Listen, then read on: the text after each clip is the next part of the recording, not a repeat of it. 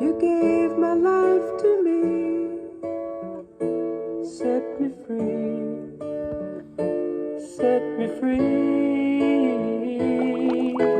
The finest years I ever Well, good morning, Mr. Hinton. And Good morning.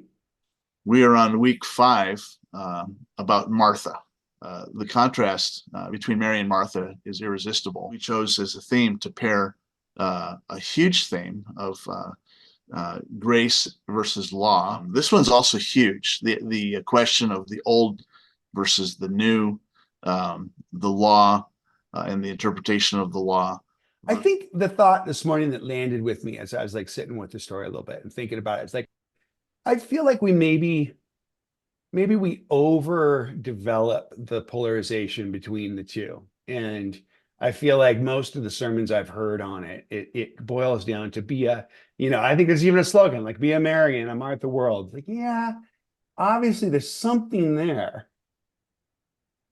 But for one, don't we do a little of a bit of injustice to the Marthas of the world when we hammer that, but then we celebrate Martha for what they can do, right? I'm thinking particularly about the church, right? It's like what do we celebrate? We celebrate the volunteers that are willing to Martha up and do the things that need to be done. But I think the whole crux of this thing is about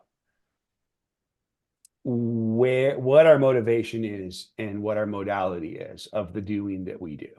And I think it's the same thing with law versus grace. I mean, like our boy Dallas, like grace is not opposed to effort, it's opposed to earning. And I think there's obviously movement to be made as in the life of being a follower of Jesus. The problem is when that movement predates the sitting with Jesus. Mhm. Yeah, like our activity should flow out of intimacy, uh, not the other way around. Yeah. Yeah, and the famous Martha Mary interchange isn't even in John. We see sort of and that being it's actually in Luke chapter 11 where uh, uh, Martha's doing all the work and preparing the meal. And I think the painting you picked today seems to be that scene. Martha's doing all the work. Mary's just sitting at Jesus' feet, and finally Martha can't take it anymore. She's like, "Lord, aren't you going to tell her Mhm. to help me?" And Jesus surprises her and us by saying, "No, I'm not going to tell her that. She's chosen the better thing." And Martha, you're so distracted. And yeah, so that's the famous paradigm of work is bad, sitting at Jesus' feet is good. But I like what you said because it's not like doing things is bad by definition. Um, it's maybe how they're done. And let me zoom back to big battle within the Yeah. church history, the Reformation. And a lot of people will say the difference between Catholics and Protestants, or between a false gospel and a true gospel, is this understanding and this relationship between doing stuff and not doing stuff, between works versus faith. Works is bad, faith is good. The law is bad, the gospel or grace is good.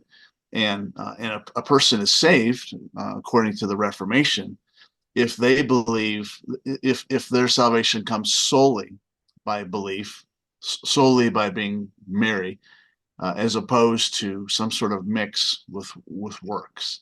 And uh, a Protestant Christian can be defined as somebody who believes that they're saved by doing nothing except for believing. And an evil works-based Christian is someone defined as thinking they have to do stuff to be saved.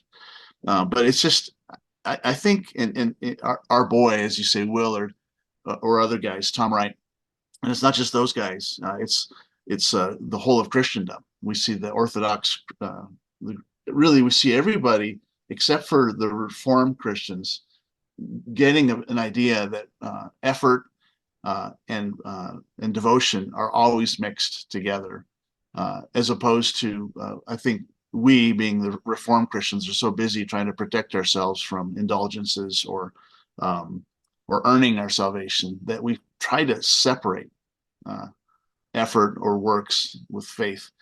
And that's always been a tension because the Bible clearly links the law with the gospel. It clearly links works and faith.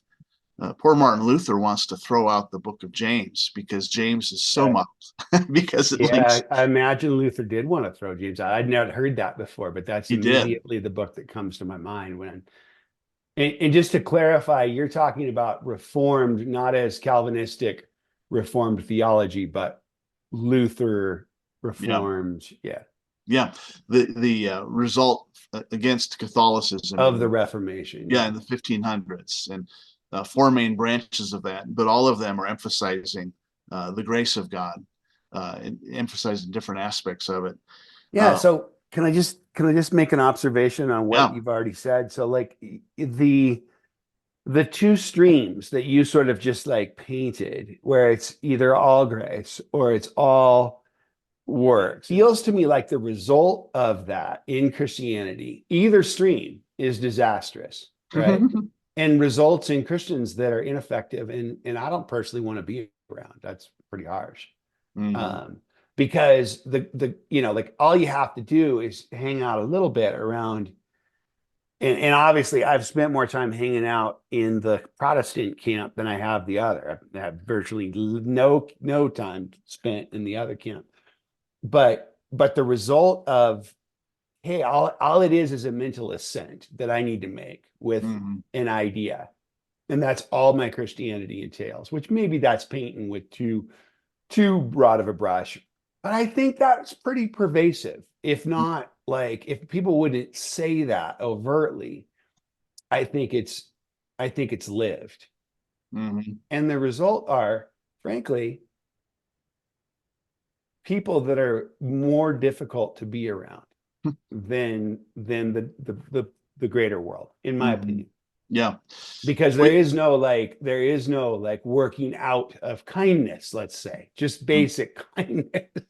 Because like there's this like, well, it's great, grace covers it, so I'll just be an ass to you. I would give everything I own just to have you back again, just to touch you once again.